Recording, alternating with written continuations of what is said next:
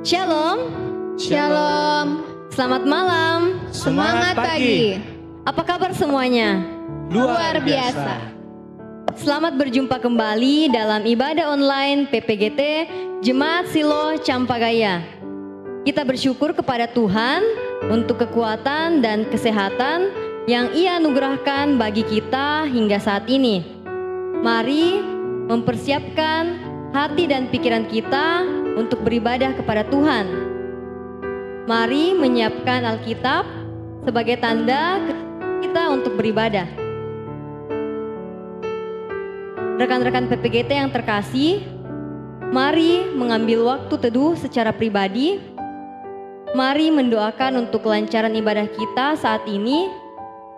Mari memohon agar Tuhan menjauhkan segala hal yang dapat mengganggu fokus kita untuk beribadah.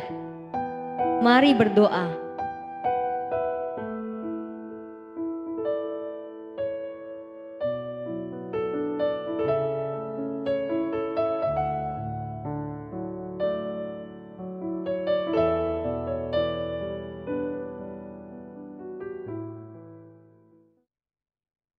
Mari dengan penuh sukacita kita memuji Allah yang Maha Tinggi.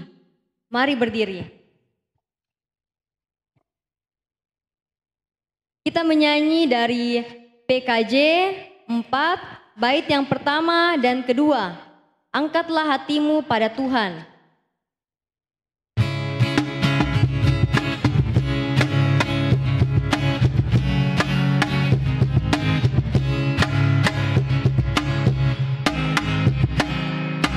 Angkatlah hatimu pada Tuhan, pujikan kecapian menari. Jangan lupa bawa persembahan. Mari kawan, ajak teman bersama menyembah. Sorak-sorak haleluya. Mari nyanyilah. Pujilah Tuhan yang Maha Kudus. Mari kawan, ajak teman bersama.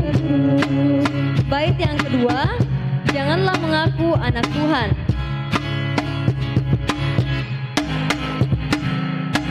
Janganlah mengaku anak Tuhan jika engkau mengeraskan hati. Jadilah pelaku firman Tuhan. Mari kawan, ajak teman bersama menyembah. Sorak haleluya.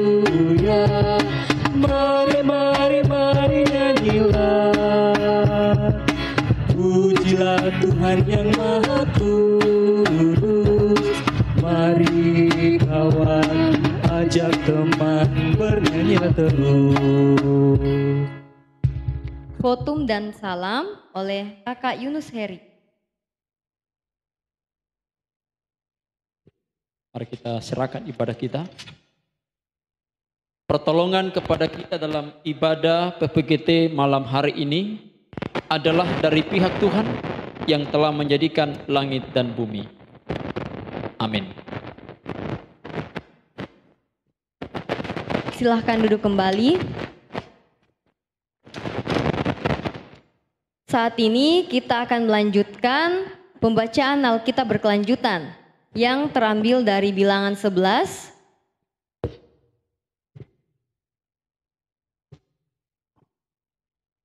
Bilangan 11 ayat yang pertama sampai 35.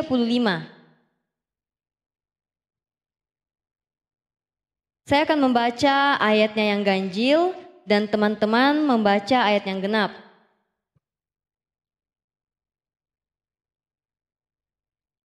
Api Tuhan. Pada suatu kali, bangsa itu bersungut-sungut di hadapan Tuhan tentang nasib buruk mereka. Dan ketika Tuhan mendengarnya, bangkitlah murkanya. Kemudian menyalalah api Tuhan di antara mereka dan merajalela di tepi tempat perkemahan. Lalu berteriaklah bangsa itu kepada Musa, dan Musa berdoa kepada Tuhan, maka padamlah api itu. Sebab itu orang menamai tempat itu Tabera, karena telah menyala api Tuhan di antara mereka. Orang-orang bajingan yang ada di antara mereka kemasukan nafsu rakus, dan orang Israel pun menangislah pula serta berkata, siapakah yang akan memberi kita makan daging? Kita teringat kepada ikan yang kita makan di Mesir dengan tidak bayar apa-apa, kepada mentimun dan semangka, bawang prei, bawang merah, dan bawang putih. Tetapi sekarang kita kurus kering, tidak ada sesuatu apapun kecuali mana ini saja yang kita lihat. Adapun manna itu seperti ketumbar dan kelihatannya seperti damar bedola. Bangsa itu berlari kian kemari untuk memungutnya, lalu mengelilinginya dengan batu kilangan atau menumbuknya dengan lumpang. Mereka memasaknya dalam periuk dan membuatnya menjadi roti bundar, rasanya seperti rasa panganan yang digoreng. Dan apabila embun turun di tempat perkemahan pada waktu malam, maka turunlah juga manna di situ. Ketika Musa mendengar bangsa itu, yaitu orang-orang dari setiap kaum, menangis di depan pintu kemahnya, bangkitlah murka Tuhan dengan sangat, dan hal itu dipandang jahat oleh Musa. Lalu berkatalah Musa kepada Tuhan, "Mengapa kau perlakukan hambamu ini dengan buruk? Dan mengapa aku tidak mendapat kasih karunia di matamu? Sehingga engkau membebankan kepadaku tanggung jawab atas seluruh bangsa ini. Akukah yang mengandung seluruh bangsa ini, atau akukah yang melahirkannya?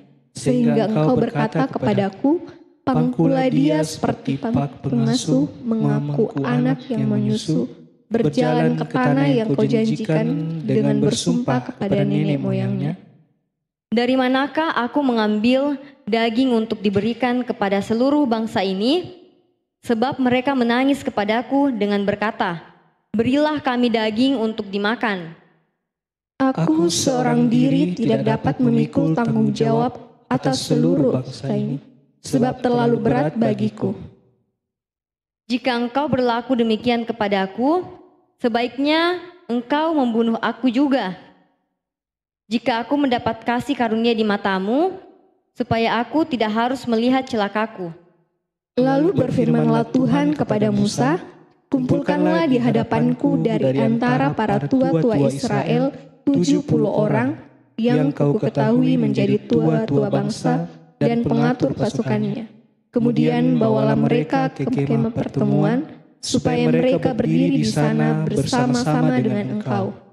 Maka aku akan turun dan berbicara dengan engkau di sana. Lalu sebagian dari roh yang hinggap padamu itu akan kuambil dan kutaruh atas mereka. Maka mereka bersama-sama dengan engkau akan memikul tanggung jawab atas bangsa itu. Jadi tidak usah lagi engkau seorang diri memikulnya. Tetapi kepada bangsa itu haruslah kau katakan, kuduskanlah dirimu untuk besok, maka kamu akan makan daging, sebab kamu telah menangis di hadapan Tuhan dengan berkata, siapakah yang memberi kami makan daging? Begitu baik keadaan kita di Mesir, bukan? Tuhan akan memberi kamu daging untuk dimakan. Bukan hanya 1 hari kamu akan memakannya, bukan 2 hari, bukan 5 hari, bukan 10 hari, bukan 20 hari.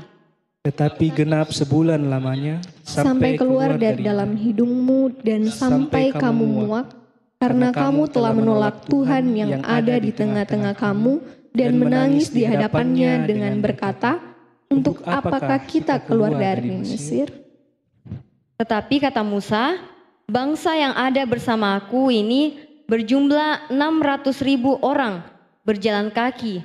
Namun engkau berfirman, daging akan kuberikan kepada mereka dan genap sebulan lamanya mereka akan memakannya. Dapatkah sekian banyak kambing domba dan lembu sapi disembelih bagi mereka, sehingga mereka mendapat cukup? Atau dapatkah ditangkap segala ikan di laut bagi mereka, sehingga mereka mendapat cukup? Tetapi Tuhan menjawab Musa, masakan kuasa Tuhan akan kurang untuk melakukan ini? Sekarang engkau akan melihat apakah firman-Ku terjadi kepadamu atau tidak. Setelah Musa datang keluar, disampaikannya firman Tuhan itu kepada bangsa itu. Ia mengumpulkan 70 orang dari para tua-tua bangsa itu dan menyuruh mereka berdiri di sekeliling kemah. Lalu turunlah Tuhan dalam awan dan berbicara kepada Musa. Kemudian diambilnya sebagian dari roh yang hinggap padanya dan ditaruhnya atas ke-70 tua-tua itu. Ketika roh itu hinggap pada mereka, kepenuhanlah mereka seperti nabi. Tetapi sesudah itu tidak lagi. Masih ada 2 orang tinggal di tempat perkemahan, yang seorang bernama Eldad, yang lain bernama Medad. Ketika roh itu hinggap pada mereka, mereka itu termasuk orang-orang yang dicatat, tetapi tidak turut pergi ke kemah. Maka kepenuhanlah mereka seperti nabi di tempat perkemahan. Lalu berlarilah seorang muda memberitahukan kepada Musa, Eldad dan Medad, kepenuhan seperti nabi di tempat perkemahan. Maka menjawablah Yosua bin Nun yang sejak mudanya menjadi abdi Musa, Tuanku, cegahlah mereka. Tetapi Musa berkata kepadanya, apakah engkau begitu giat mendukung diriku? Kalau seluruh umat Tuhan menjadi nabi, oleh karena Tuhan memberi rohnya hinggap kepada mereka. Kemudian kembalilah Musa ke tempat perkemahan, dia dan para tua-tua Israel. Lalu bertiuplah angin dari Tuhan, asalnya dibawanyalah burung-burung puyuh dari sebelah laut, dan dihamburkannya ke tempat perkemahan dan di sekelilingnya, kira-kira sehari perjalanan jauhnya ke seluruh penjuru, dan kira-kira 2 hasta tingginya dari atas muka bumi. Lalu sepanjang hari dan sepanjang malam itu dan sepanjang hari esoknya, bangkitlah bangsa itu mengumpulkan burung-burung puyuh. Setiap orang sedikit-sedikitnya mengumpulkan 10 homer. Kemudian mereka menyebarkannya lebar-lebar sekeliling tempat perkemahan. Selagi daging itu ada di mulut mereka, sebelum dikunyah, maka bangkitlah murka Tuhan terhadap bangsa itu, dan Tuhan memukul bangsa itu dengan suatu tulah yang sangat besar. Sebab itu dinamailah tempat itu Kibrot Ta'awa, karena di sanalah dikuburkan orang-orang yang bernafsu rakus. Dari Kibrot Ta'awa berangkatlah bangsa itu ke Haserot, dan mereka tinggal di situ.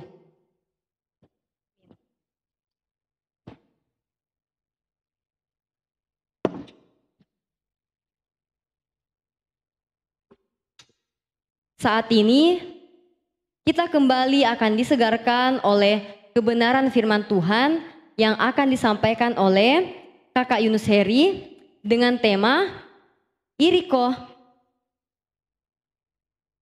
Namun sebelum itu kita menyanyi dari Kidung Jemaat 53 bait yang pertama dan kedua.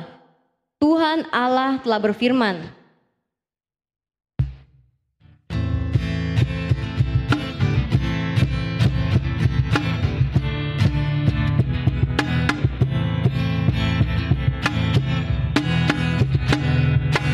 Tuhan Allah telah berfirman, haleluya, pada umat sabda hikmat, haleluya, buka telinga hai umatnya, kabar yang baik dengarkanlah, buka hatimu Tuhan datang, hai yang beriman.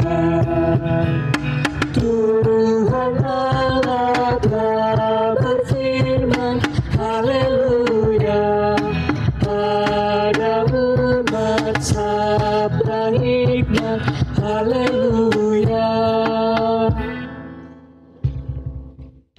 khotbah oleh Kakak Yunus Heri.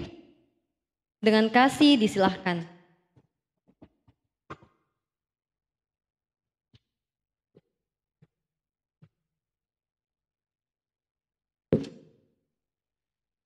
Terima kasih untuk kesempatan malam hari ini. Kita akan bersama-sama mendengarkan firman Tuhan. Untuk itu mari kita siapkan hati kita berdoa. Terpujilah namamu Tuhan, kekal hingga kekal. Karena Engkaulah kami boleh ada dan terus menikmati hidup sampai malam hari ini. Kami akan bersama-sama membaca merenungkan firman-Mu, urapi setiap hati kami, mampukan kami mendengar dan mengerti firman-Mu, sehingga hidup kami berjalan sesuai dengan pimpinan dan firman Tuhan. Kami telah sedia atas nama Kristus, kami sudah berdoa. Amin. Kita siapkan bacaan kita dari Kejadian 37 ayat 12 sampai ayat yang ke-30. Namun saya akan baca sampai satu perikop sampai ayat 36. Saya ulangi, Kejadian 37 ayat 12 sampai 30 dan saya akan habiskan sampai 36 atau satu perikop bacaan. Ya, mari kita perhatikan dan saya bacakan dan kita mengikuti dalam hati. Yusuf dijual ke tanah Mesir. Pada suatu kali pergilah saudara-saudaranya menggembalakan kambing domba ayahnya dekat Sikem. Lalu Israel berkata kepada Yusuf, "Bukankah saudara-saudaramu menggembalakan kambing domba dekat Sikem? Marilah engkau kesuruh kepada mereka." Sahut Yusuf, "Ya Bapa." Kata Israel kepadanya, "Pergilah engkau melihat apakah baik keadaan saudara-saudaramu dan keadaan kambing domba, dan bawalah kabar tentang itu kepadaku." Lalu Yakub menyuruh dia dari lembah Hebron, dan Yusuf pun sampailah ke Sikem.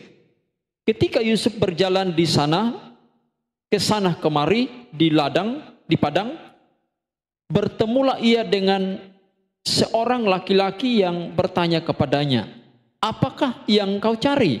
Sahutnya, "Aku mencari saudara-saudaraku. Tolonglah katakan kepadaku di mana mereka menggembalakan kambing domba." Lalu kata orang itu, "Mereka telah berangkat dari sini, sebab telah kudengar mereka berkata, marilah kita pergi ke Dotan." Maka Yusuf menyusul saudara-saudaranya itu dan didapatinya lah mereka di Dotan. Dari jauh ia telah kelihatan kepada mereka, tetapi sebelum ia dekat kepada mereka, mereka telah bermufakat mencari daya upaya untuk membunuhnya. Kata mereka seorang kepada yang lain, "Lihat, tukang mimpi kita itu datang. Sekarang marilah kita bunuh dia dan kita lemparkan ke dalam salah satu sumur ini. Lalu kita katakan seekor binatang buas telah menerkamnya, dan kita akan lihat nanti bagaimana jadinya mimpinya itu." Ketika Ruben mendengar hal ini, ia ingin melepaskan Yusuf dari tangan mereka.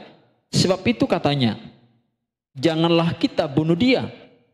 Lagi kata Ruben kepada mereka, "Janganlah tumpahkan darah. Lemparkanlah dia ke dalam sumur yang ada di padang gurun ini, tetapi jangan apa-apakan dia." Maka maksudnya hendak melepaskan Yusuf dari tangan mereka dan membawanya kembali kepada ayahnya. Baru saja Yusuf sampai kepada saudara-saudaranya, mereka pun menanggalkan jubah Yusuf, jubah maha indah yang dipakainya itu, dan mereka membawa dia dan melemparkan dia ke dalam sumur. Sumur itu kosong, tidak berair. Kemudian duduklah mereka untuk makan. Ketika mereka mengangkat muka, kelihatanlah kepada mereka suatu kafilah orang Israel datang dari Gilead dengan untanya yang membawa damar, balsam dan damar ladan. Dalam perjalanannya mengangkut barang-barang itu ke Mesir. Lalu kata Yahuda kepada saudara-saudaranya itu, apakah untungnya kalau kita membunuh adik kita itu dan menyembunyikan darahnya? Marilah kita jual dia kepada orang Ismail ini, tapi janganlah kita apa-apakan dia, karena ia saudara kita, darah daging kita. Dan saudara-saudaranya mendengarkan perkataannya itu. Ketika ada saudagar Midian lewat, Yusuf diangkat ke atas dari dalam sumur itu, kemudian dijual kepada orang Ismail itu dengan harga 20 sikal perak. Lalu Yusuf dibawa mereka ke Mesir. Ketika Ruben kembali ke sumur itu, ternyata Yusuf tidak ada lagi di dalamnya.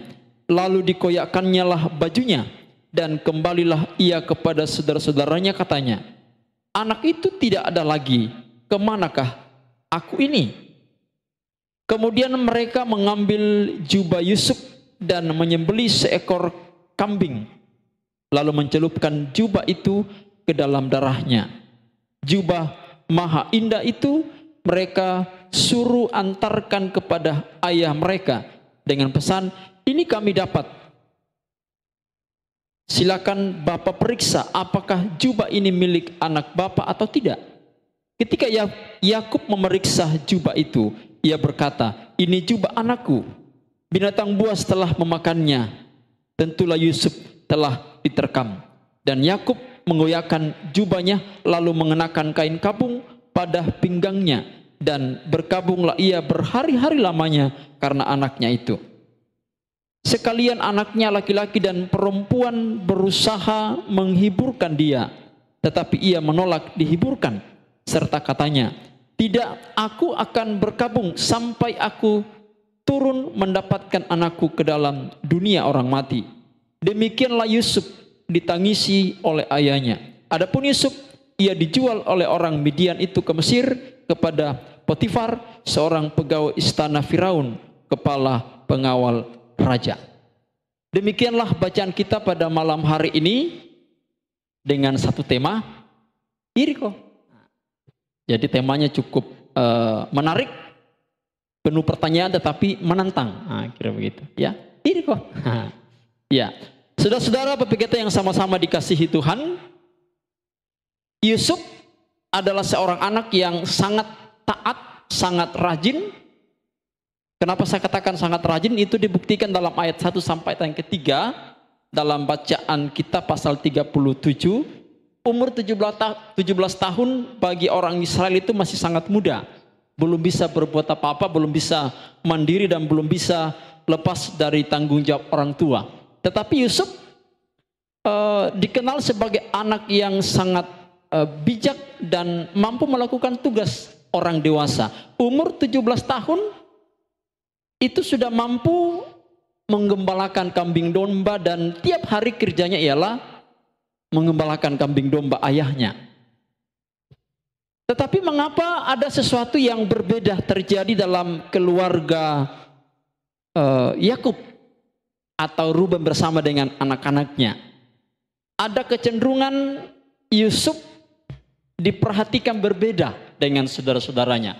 Ada kecenderungan saudara-saudaranya itu harus punya tindakan yang lain dan berbeda dengan Yusuf, dan bahkan ayahnya punya perhatian yang berbeda. Yusuf punya pekerjaan sama dengan saudara-saudara yang lain. Mereka ini bersaudara 13 ya. Kenapa selalu 12 disebut? Karena Dina itu perempuan, sehingga Dina tidak sering disebut, karena perempuan bagi orang Israel itu tidak terhitung dalam daftar keluarga atau tidak diperhitungkan, atau dia menjadi nama yang selalu dibelakangkan.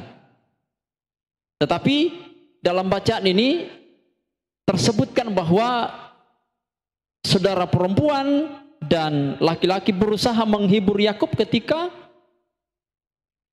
berita dari Yusuf bahwa Yusuf telah diterkam oleh binatang. Nah, lalu apa hubungannya dengan tema malam hari ini? Tema yang cukup menarik dengan kata yang harus dengan ekspresi yang berbeda. Yeriko. Nah, teman-teman yang sama-sama dikasihi Tuhan, iri hati dalam dalam arti yang dijelaskan baik secara Alkitab maupun secara kamus besar bahasa Indonesia. Iri hati berarti emosi yang tidak terkontrol, emosi yang bangkit karena berbeda dengan orang lain, atau rasa yang muncul atau amarah yang muncul karena ada sesuatu yang tidak sama dengan orang lain, sehingga keinginan untuk sama dengan orang lain tidak tercapai, maka muncullah rasa itu. Emosi kita meningkat dan ingin sama, tetapi tidak bisa sama, sehingga dipaksakan dan muncullah iri hati. Nah, karena itu iri atau dengki atau hal yang lain yang sifatnya negatif itu terjadi karena kita ingin memaksakan diri untuk sama dengan orang lain, untuk sama dengan situasi yang ada di sekitar kita, tapi kita tidak mampu menyamakan itu. Nah, karena itu Yusuf dibenci oleh saudara-saudaranya, atau saudara-saudaranya iri kepada Yusuf karena Yusuf punya pribadi yang berbeda, karakter yang berbeda dengan saudara-saudaranya. Yang pertama, Yusuf selalu mendengarkan betul-betul apa yang menjadi pesan dan perintah oleh orang tuanya.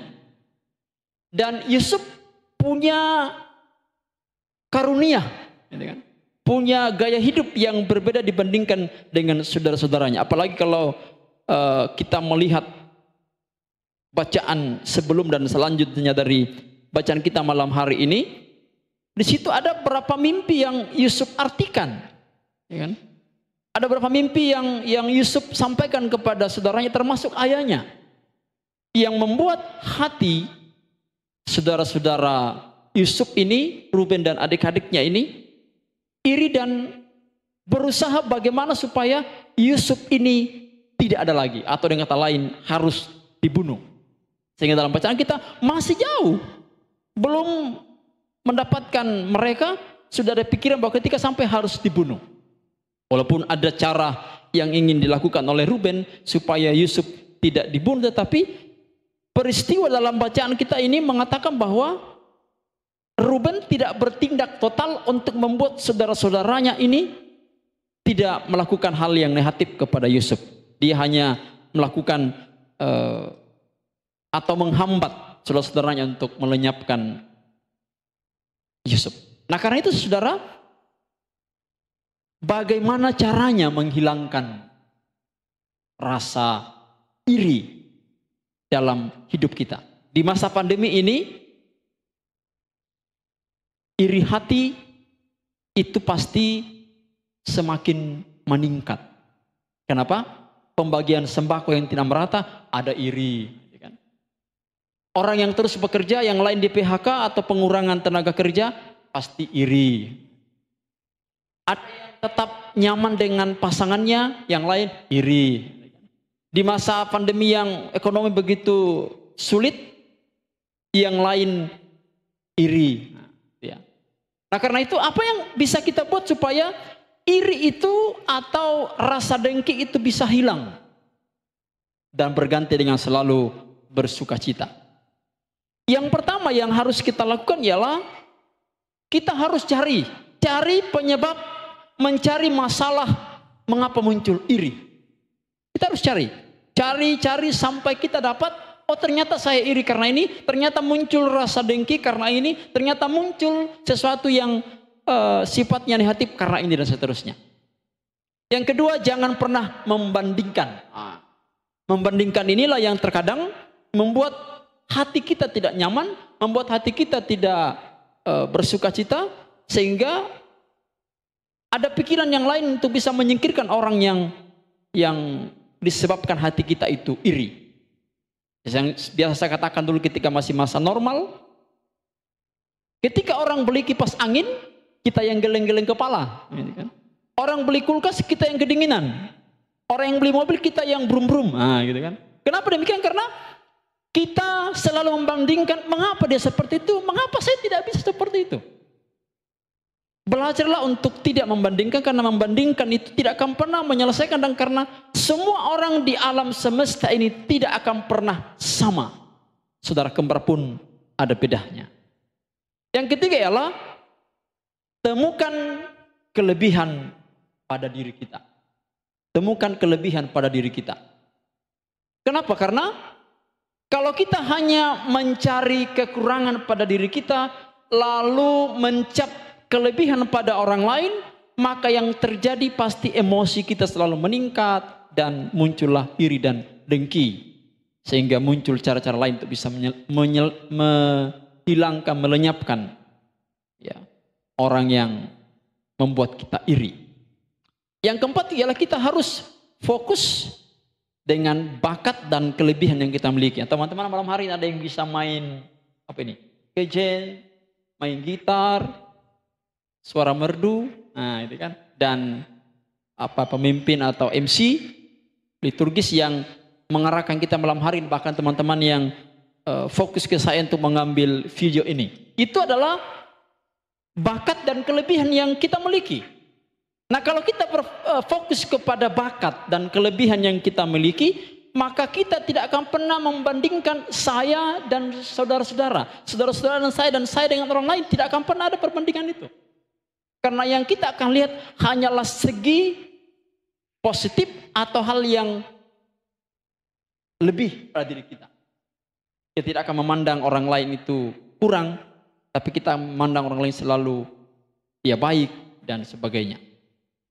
Yang berikut, yang kelima ialah selalu memberi pujian. Ketika orang berhasil, waduh, syukur ya kamu sudah selesai. Ketika orang bisa main gitar dari tidak tahu menjadi tahu, kapan bisa main gitar? Hah? Tidak tahu nih. Ya, pasti ada, kenapa kok bisa saya tidak? Ah, gitu kan. Dan seterusnya. Jadi kita harus selalu memberi pujian bagi orang yang punya kelebihan daripada diri kita. Yang keenam ialah jauhi pikiran negatif. Sama dengan tadi ya, jauhi pikiran yang negatif, artinya ketika ada orang yang berkelebihan, jangan kita anggap itu mereka mendapatkannya dengan cara yang tidak benar. Tapi kita harus mengatakan luar biasa berkat Tuhan bagi orang yang menikmatinya. Yang terakhir dari itu ialah hargai dirimu atau selalu bersyukur. Kalau kita hanya mengatakan, Tuhan, kenapa saya begini dan kenapa seperti itu dan banyak lagi. Seperti bacaan yang berkelanjutan bacaan kita tadi, orang Israel sudah mendapatkan semuanya bebas dengan tanpa usaha mereka, semua karena anugerah Tuhan. Tetapi justru menyalahkan Tuhan, demo kepada Musa supaya Tuhan mengembalikan mereka kepada Mesir. Karena mereka mengatakan di sana kan bisa makan enak, makan gratis, ada bawang merah, bawang putih dan seterusnya, ada daging. Kenapa demikian? Ada perbandingan. Walaupun mereka tidak sadar bahwa di Mesir mereka diperbudak, dan ketika mereka bebas mereka tidak bisa lagi orang lain untuk mengganggu mereka, tapi mereka tidak sadari karena apa? Ada perbandingan dalam diri mereka, sehingga yang ada ialah menyalahkan apa yang terjadi di hadapan mereka, dan penyebab munculnya masalah itu yang disalahkan ialah Tuhan. Padahal Tuhan selalu memberi yang terbaik pada diri setiap manusia. Karena membandingkan itu tadi, maka akan terjadi selalu menyalahkan orang lain. Nah, saudara-saudara yang sama-sama dikasihi Tuhan, ada 7 ayat yang saya akan bagikan, tapi saya akan hanya bacakan 2 saja, karena kalau saya bacakan semua panjang sekali. 2 ayat yang berbicara tentang iri hati. Ya, mari kita lihat 2 ayat. Yang pertama ialah dari Amsal 14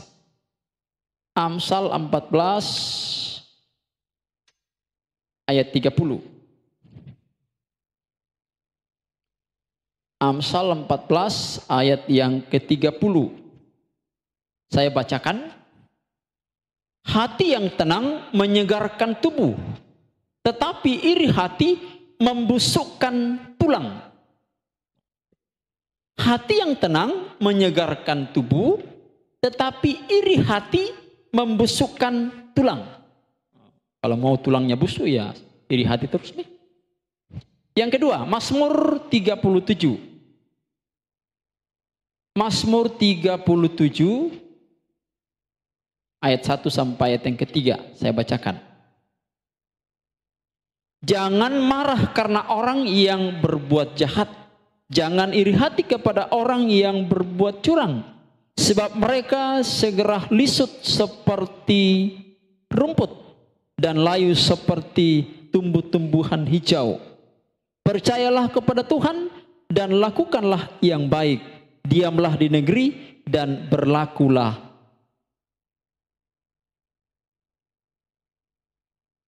Apa katanya di bawah ini? Berlakulah adil. Oke. Ya. Nah, teman-teman yang sama-sama dikasihi Tuhan, dimanapun kita pergi, jangan marah ketika ada orang yang curang. Artinya, ketika ada orang yang betul-betul jahat, ketika ada orang yang melakukan sesuatu yang tidak benar, itu bukan bagian kita untuk menghakimi. Jangan iri ketika mereka mungkin jahat tapi terlalu tenang hidupnya, bahkan kaya raya. Itu juga termasuk iri ketika kita jengkel kepada mereka. Kenapa firman Tuhan menegur kita lewat bacaan Mazmur 37 ini? Karena bagian itu ialah tugasnya Tuhan. Tuhan tahu kapan waktunya mereka akan mendapatkan hukuman, dan Tuhan tahu kapan kita akan menikmati sukacita ataupun berkat-berkat yang lain. Karena waktu Tuhan itu selalu indah pada waktunya. Nah, karena itu teman-teman yang sama-sama dikasihi Tuhan, iri tidak akan pernah menyelesaikan masalah, iri tidak akan pernah membuat kita bahagia, iri tidak akan pernah membuat kita menjadi orang yang lebih dari yang lain. Tapi justru iri akan membuat masalah yang tidak akan pernah ada jawabannya. Kesimpulan saya malam hari ini lewat sebuah kalimat bijak ialah,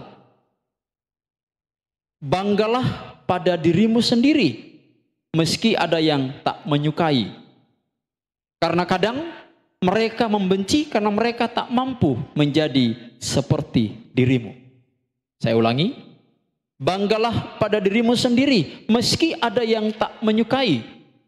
Karena kadang mereka membenci karena mereka tak mampu menjadi seperti dirimu. Bangga seperti yang Tuhan sudah berikan, dan jangan pernah iri kepada orang yang punya kelebihan daripada diri kita, karena Tuhan tahu kita sanggup, kita bahagia, kita mampu menjalani hidup kita, diri kita, talenta kita, bakat kita seperti yang kita nikmati sampai hari ini dan seterusnya. Karena itu bersyukurlah, maka sedikit banyaknya ataupun ada yang berbeda dengan orang lain, Tuhan tahu, dan kita harus sadar bahwa Tuhan mengerti dengan apa yang kita alami. Sehingga suatu saat semua yang ada pada diri kita akan kita nikmati, karena Tuhan punya janji bahwa semuanya akan ditambahkannya kepada kita. Kiranya firman ini akan menguatkan kita bahwa iri tidak akan pernah menyelesaikan masalah. Iri tidak akan pernah membuat kita selesai dari semuanya, tetapi bersyukurlah bahwa Tuhan masih beri kita kesempatan untuk menikmati apa yang ada di sekitar hidup kita. Roh Kudus menuntun kita untuk menjalani hidup ini sehingga kita mampu bersukacita, bukan iri. Salam sehat, Tuhan memberkati. Kita berdoa. Tuhan, terima kasih kami sudah mendengarkan firman-Mu. Mampukan kami untuk bisa menjalani hidup ini sehingga kami sadar bahwa Tuhan tahu bahwa yang kami miliki, yang kami punya, kami akan dibahagiakan. Karena itu peliharakanlah hidup kami sehingga kami mampu bersukacita dengan apa yang kami miliki. Iri. Kami lanjutkan ibadah ini dalam nama Yesus. Amin.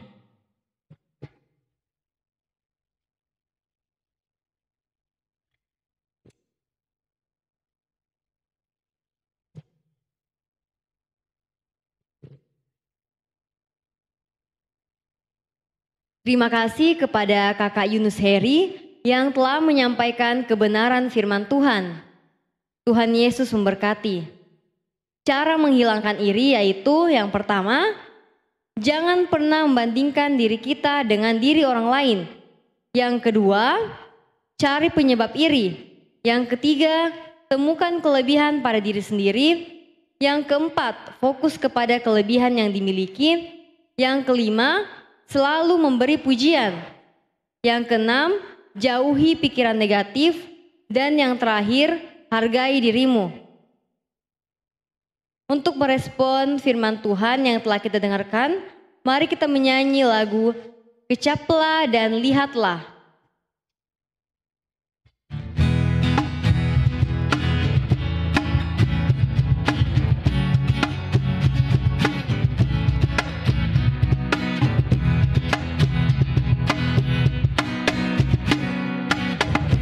Kecaplah dan lihatlah betapa baiknya Tuhan itu.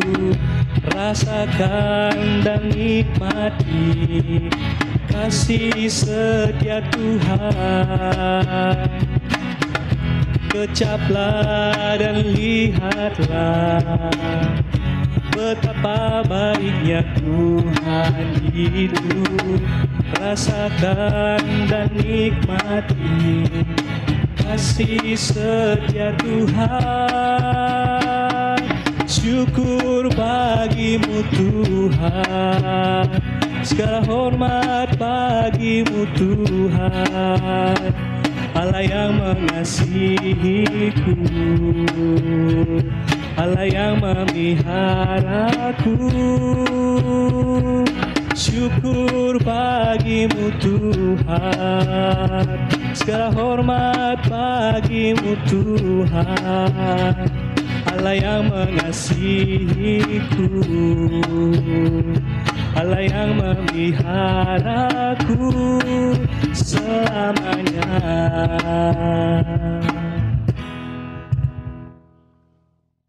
Kekuatan, kesehatan, pekerjaan, dan keluarga yang kita miliki adalah bukti nyata kebaikan Tuhan. Sebagai respon syukur kita akan pemberian Tuhan, mari kita memberikan ungkapan syukur kita dalam bentuk persembahan. Kita menyanyi ucap syukur pada Tuhan.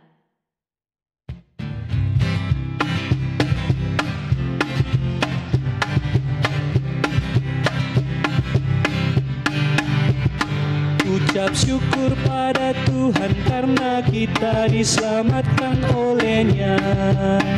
Senandungkan lagu baru, senandungkan lagu baru baginya. Nyanyikanlah dengan riang.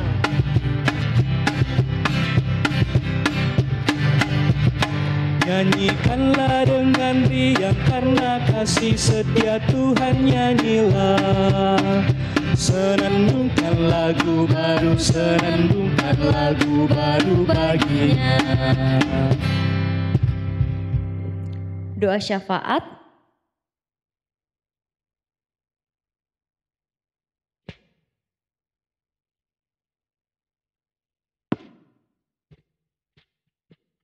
Ya, kita akan bersama-sama berdoa syafaat. Yang pertama bersyukur untuk ibadah malam hari ini. Bersyukur untuk setiap orang yang mengambil bagian untuk persembahan yang telah dikumpulkan. Kemudian untuk pokok doa untuk teman-teman yang sakit, untuk teman-teman yang dalam pergumulan kesehariannya, dalam studi pekerjaan, mencari pekerja dan juga mencari pasangan hidup, dan juga yang sedang menjalin hubungan. Bersyukur untuk teman-teman yang berulang tahun minggu ini, juga berdoa untuk dunia dalam masa pandemi, dan juga untuk Mas Hamba yang dilanda banjir bandang. Mari kita berdoa. Terpujilah nama-Mu ya Tuhan, kami boleh mengalami kebersamaan malam hari ini sekalipun dengan cara online. Namun kami yakin dan percaya bahwa kasih-Mu sungguh nyata dan akan tetap nyata dalam hidup kami. Sehingga dengan kondisi apapun, Tuhan tetap berikan kami jalan keluar untuk boleh menikmati kebersamaan lewat persekutuan ibadah. Dan yang boleh kami alami seperti pada saat ini. Karena itu kami bersyukur untuk ibadah malam hari ini. Bersyukur setiap orang yang Tuhan boleh percayakan dan layakkan untuk mengambil bagian sebagai liturgis, sebagai kantoria, pemusik, pelayan firman, bahkan sebagai operator dan juga sebagai lighting dan mengambil gambar. Tuhan berkenan atasnya, sehingga setiap bakat, talenta, dan kelebihan yang Tuhan anugerahkan atas diri masing-masing kami, membuat kami sadar bahwa Tuhan sungguh luar biasa, memberikan sesuatu yang berbeda untuk kami hargai dan syukuri dalam hidup kami. Bersyukur buat teman-teman yang Tuhan boleh peliharakan sehingga boleh bertambah usianya dalam minggu ini bahkan dalam bulan ini. Sehingga semua boleh mengalami satu waktu ke depan untuk mereka perjuangkan dan mereka jalani. Terima kasih Tuhan, sempurnakan kiranya sukacita yang kami boleh alami sehingga nama Tuhanlah yang dipuji, dimuliakan. Terima kasih juga buat berkat syukur lewat materi persembahan yang telah dikumpulkan di rumah masing-masing lewat ibadah malam hari ini. Biarlah Tuhan berkenan atasnya sehingga membuat kami menyadari Tuhan tidak pernah membuat kami kekurangan. Namun Tuhan selalu ada untuk kami dan berkat-Mu tiada berkesudahan atas hidup kami. Ya Allah Tuhan kami, ampunilah kami jika ada hal yang kami lakukan yang tidak berkenan kepadamu. Dan biarlah Tuhan melayakkan kami untuk membawa setiap permohonan kami kepada Tuhan. Berdoa bagi teman-teman yang mengalami pergumulan karena sakit ataupun karena persoalan-persoalan yang lain. Tuhan jamah, Tuhan berkati. Sehingga mereka dimampukan untuk boleh pulih sembuh dari sakit penyakit yang diderita. Sehingga satu kelak mereka boleh sehat kembali melanjutkan aktivitas yang Tuhan telah sediakan. Berdoa untuk teman-teman dalam kehidupan keseharian, baik yang sementara berjuang dengan studinya, baik itu secara online, daring dan sebagainya, Tuhan berkati. Pekerjaan, biarlah Tuhan juga berkati sehingga dalam pekerjaan yang digeluti lewat kondisi saat ini mereka tetap bersyukur dengan apa yang Tuhan berikan. Dan yang bergumul dengan mencari pekerjaan Tuhan siapkan. Mereka semangat sehingga mereka tetap mencari dan terus mencari dengan iman bahwa Tuhan pasti menjawab dan menyediakannya. Yang sementara mencari pasangan hidup dan yang juga sementara menjalin hubungan, Tuhan berkati. Sehingga mereka tetap menjalaninya sesuai dengan kehendak Tuhan. Dan suatu kelak mereka akan menentukan waktu dan sikap untuk lanjut lewat hubungan yang mereka sementara perjuangkan. Terima kasih Tuhan, juga berdoa untuk dunia yang saat ini dilanda oleh pandemi COVID-19. Tuhan memberikan semangat, kekuatan, bahkan jalan keluar bagi setiap pemerintah di dunia ini. Di bangsa kami Indonesia, bahkan di kota Makassar, khususnya di Provinsi Sulawesi Selatan ini. Tuhan berkati sehingga pemerintah kami, bahkan kami semua menghargai perjuangan-perjuangan gugus depan dan setiap tim yang telah dibentuk sehingga dapat menemukan apa yang terbaik untuk menyelesaikan masalah ini. Terima kasih Tuhan, berikan kami iman yang teguh untuk tidak terkalahkan oleh kondisi ini. Juga berdoa untuk kondisi Masambah yang dilanda banjir bandang, bahkan di tempat-tempat yang lain juga Tuhan berkati. Biarlah Tuhan menolong sehingga mereka tetap dalam perlindungan Tuhan, mereka diberikan kekuatan, kemampuan, iman yang teguh untuk bisa menerima dan melewati semua kondisi ini. Terima kasih Tuhan, kami serahkan seluruh kehidupan kami sejauh malam hari ini. Perjuangan kami sebagai pemuda, perjuangan bangsa ini Tuhan berkati, sehingga mampu menyelesaikannya sesuai dengan pimpinan penyertaan Tuhan. Inilah doa kami Tuhan, syukur kami kepadamu yang kami sampaikan atas nama Kristus yang telah mengajar kami berdoa. Bapa kami yang di surga, dikuduskanlah namamu. Datanglah kerjaanmu, jadilah kehendak di bumi seperti di surga. Berikanlah kami pada hari ini makanan kami yang secukupnya. Dan ampunilah kami akan kesalahan kami, seperti kami juga mengampuni orang yang bersalah kepada kami. Dan jangan membawa kami dalam pencobaan, tapi lepaskanlah kami daripada yang jahat. Karena Engkau yang punya kerajaan dan kuasa dan kemuliaan sampai selama-lamanya. Amin.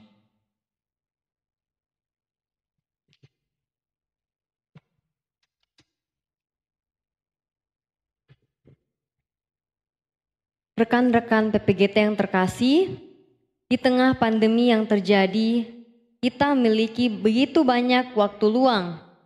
Mari memanfaatkan waktu itu untuk semakin rindu dekat dengan Tuhan. Tuhan Yesus mengasihi kita karena kita adalah milik-Nya. Mari berdiri.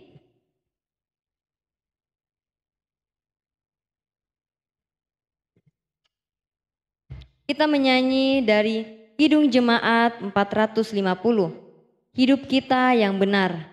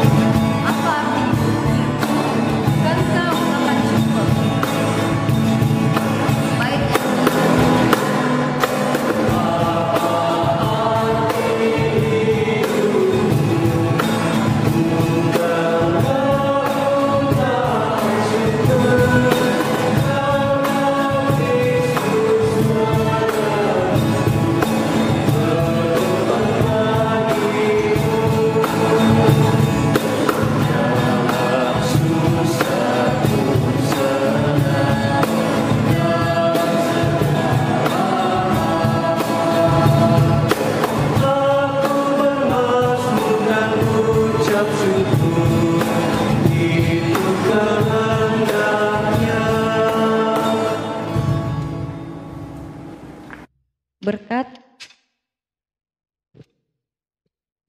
saudara-saudara Jemaat Silo Campagaya, mari kita arahkan hati kita terima berkat Tuhan. Anugerah, damai dan sejahtera Allah, pengasihan dari Tuhan kita Yesus Kristus, pimpinan pertolongan oleh Roh Kudus akan menyertai hidup dan kehidupan kita saat ini kekal dan selama-lamanya. Amin.